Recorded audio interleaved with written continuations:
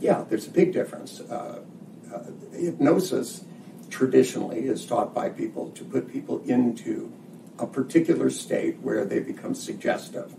And neurolinguistic programming is about extracting thought patterns from one person and teaching another person to take the form of those. So if somebody has a certain way of copying art, they can draw trees, and they see a hand, imagine a hand tracing the tree with a wire to it attached to their own hand. We teach other people to draw like them.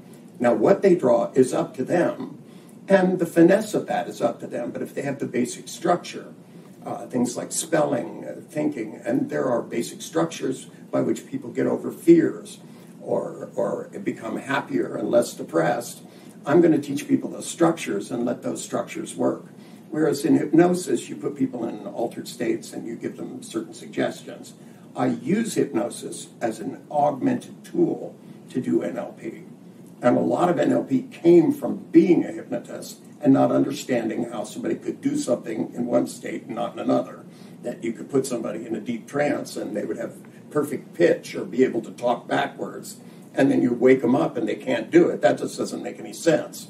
And the truth is they were thinking differently in that altered state.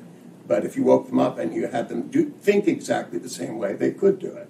So there are connections. They're interwoven because of the way in which I developed neurolinguistic programming. If you're getting training in Pakistan, I want to recommend that you train with Kamran.